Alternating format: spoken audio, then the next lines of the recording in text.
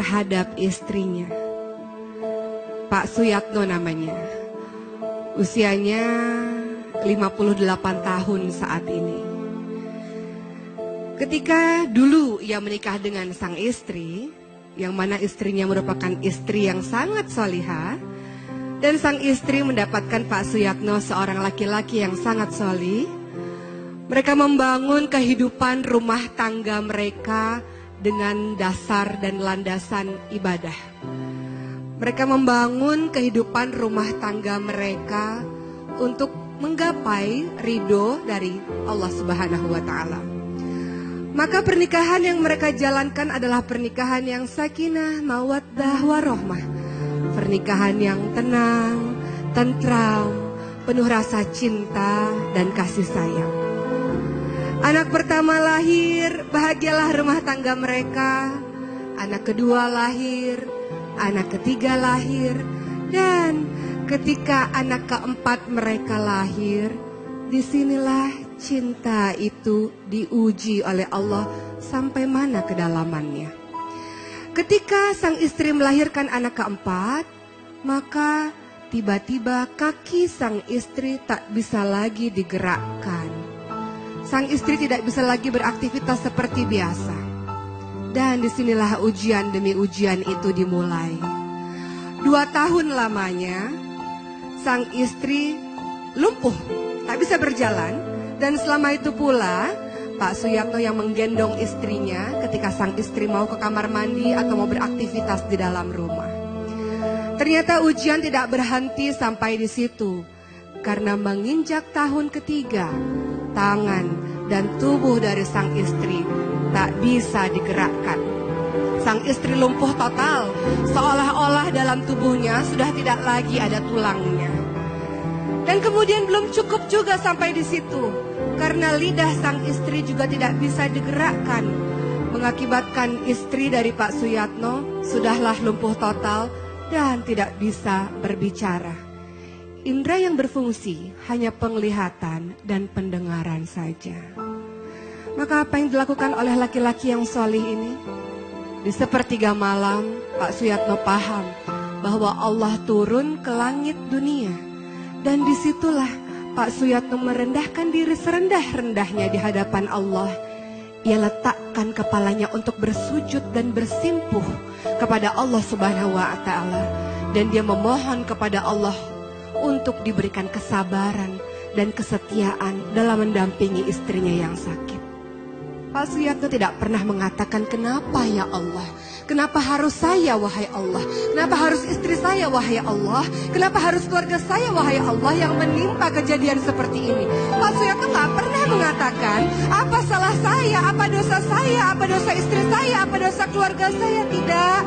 Kalimat marah itu tidak pernah keluar dari mulut laki-laki solih itu. Sebaliknya, kalimat yang keluar adalah, wahai Allah, berikanlah aku kesabaran, istriku kesabaran, keluargaku kesabaran atas ujian keimanan ini, wahai Allah. Wahai Allah, aku paham bahwa semua yang Engkau berikan kepada kami adalah sebagai penggugur dosa-dosa kami yang begitu menggunung, wahai Allah.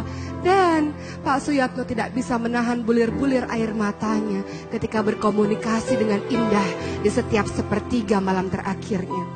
Sang istri pun di pembaringannya hanya bisa menatap sang laki-laki solih ini dan juga tak bisa menahan air matanya. Dan apa yang dilakukan Pak Suyatno sehari-hari? Di pagi hari sebelum ia berangkat bekerja, ia menggendong istrinya, ia memandikan istrinya, mengganti pakaian istrinya, menyuapi dengan tangannya sendiri makanan ke mulut sang istri. Kemudian Pak Suyatno pergi bekerja. Siang hari ia kembali pulang, kembali menatap sang istrinya. Ia suapi dengan tangannya sendiri masuk ke dalam mulut istrinya dan kembali lagi bekerja. Sore hari Pak Suyatno kembali pulang dari bekerja, menghadap lagi kepada istrinya, dimandikan lagi istrinya, diganti pakaian lagi istrinya, dan itu berlangsung selama 32 tahun. setiap hari rutinitas yang dilakukan adalah melayani sang istri. Dan setiap malam ia memeluk dan menciumi istrinya. Dan ia bercerita apa yang ia lakukan sepanjang hari selama ia bekerja.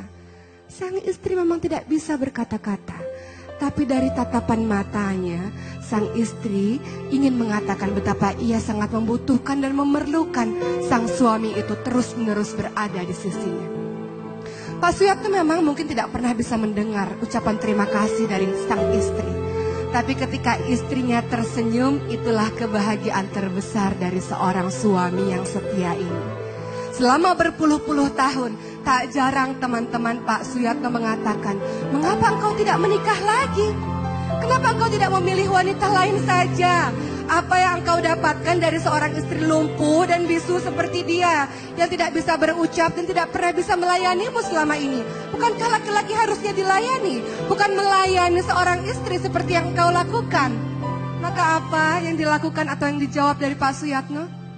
Hanya tersenyum saja. Tidak pernah membalas perkataan dari teman-temannya itu. Tetap saja setiap hari yang ia lakukan selalu setia berada di sisi sang istri. Pak Suyatno memiliki 4 orang anak, tapi ia memerintahkan anaknya untuk fokus belajar agar bisa menjadi orang, sementara dia sendiri di tengah kesibukannya bekerja untuk mencari nafkah, juga melayani, melindungi, menyayangi sang istri. Dan sang istri mungkin sakit secara fisiknya, tapi hatinya begitu bahagia mendapatkan suami seperti Pak Suyatno. Bertahun-tahun kemudian, anak-anak ini sudah tumbuh besar. Mereka sudah menikah dan berpisah rumah dengan kedua orang tuanya ini. Maka anak-anak ini pun berkumpul kembali datang ke rumah Pak Suyatno dan ibunya.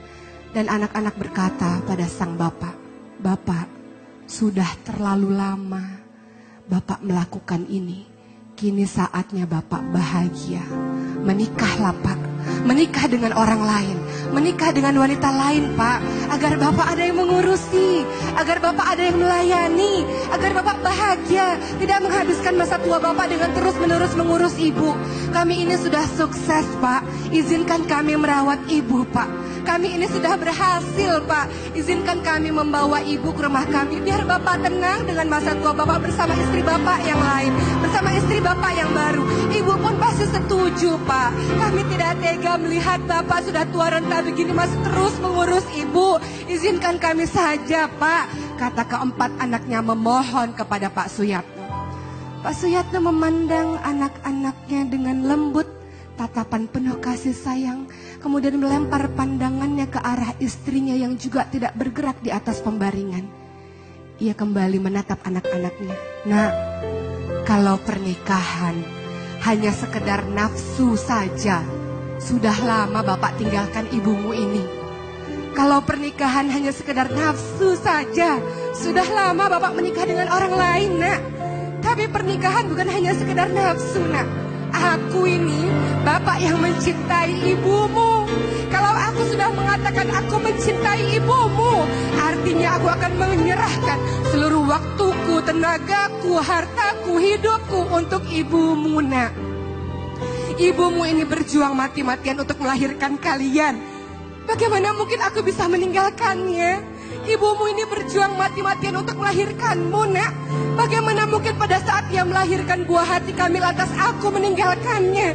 Suami macam apa aku kalau seperti itu, Nak? Kata Pak Suyatno sambil tak bisa membendung air matanya. Aku mencintai ibumu di kala sehatnya, Nak. Dan aku mencintai ibumu di kala sakitnya, Nak. Itu janjiku pada saat akad nikah berpuluh-puluh tahun yang lalu. Di depan manusia dan di depan para malaikat, aku berjanji akan setia terus berada di samping ibumu dalam setiap kondisi, dalam setiap keadaan, dalam sakitnya maupun dalam sehatnya. Maka Nak, jangan suruh aku untuk menikah dengan wanita lain. Kau pikir aku bahagia ketika aku mendapatkan wanita lain? Kau pikir aku bahagia dengan ada wanita lain yang mengurusiku? Tidak. Batinku ini bahagia ketika aku bisa berada terus di sisi ibumu, sisi orang yang paling aku cintai di muka bumi ini. Maka izinkan aku terus merawatnya sampai akhir hidupku. Tidak ada satu orang pun yang mampu memisahkan aku dan ibuku, wahai anakku, kecuali perpisahan dari Allah Subhanahu wa Ta'ala. Jangan kau katakan lagi kata-kata itu. Karena aku mencintai ibumu tanpa syarat, kata sang bapak.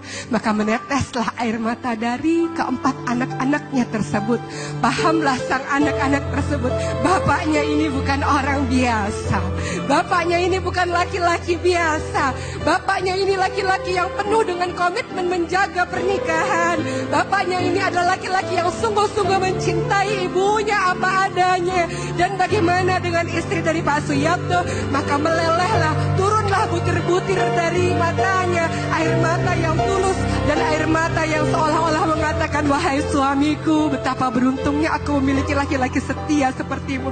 Di saat aku merasa aku penuh kekurangan, di saat aku merasa tidak punya semangat untuk melanjutkan hidup, kaulah yang senantiasa berada di sisiku. Laki-laki yang setia, laki-laki yang menjagaku di saat sehatku maupun di saat sakitku, di saat mudaku maupun di saat tuaku. Kaulah laki-laki yang terbaik.